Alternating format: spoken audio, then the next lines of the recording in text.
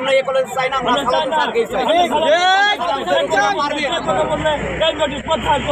এখানে আমাদের রুকসানা ম্যাডামের নয় পাওয়া সে আসছে, আমাদের সালাউদ্দিন স্যার তো কোনো পাওয়ার নাই, সেখানে থাকবে। আমরা সালাউদ্দিন স্যার আমরা স্টুডেন্ট আছি, আমরা কলেজের শিক্ষার্থী আছে আমাদের ছাড়ের বিষয়ে স্যারকে কোনো মতে এখান থেকে আমরা যেতে দেব না।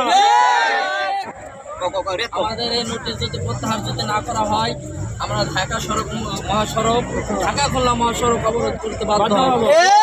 আমি রোকসানা ম্যাডামকে বলতে চাই, ম্যাডাম আপনি যেখানে ছিলেন সেখানেই আপনার ভালো। আমাদের ভালোবাসার মানুষকে আপনি সহায় দিতে বাধ্য করবেন না, আমাদের ভালোবাসার মানুষকে আমাদের কাছে ফিরে দিন। আমি এই কথা বলে আমি আরেকটা কথা বলি, যেহেতু আমাদের 48 ঘন্টা আনলিমিটেড ঘোষণা দেওয়া হয়েছে, 48 ঘন্টার ভিতরে যদি আমরা কোনো ফলাফল না পাই, ইনশাল্লাহ ঢাকা খুলনা মহাসড়ক আমরা যে কোনো মুহূর্তে 48 ঘন্টা পরে অবরোধ করবো।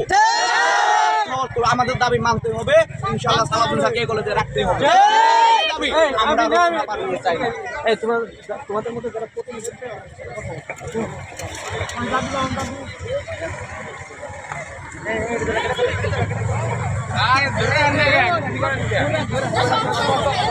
সবাই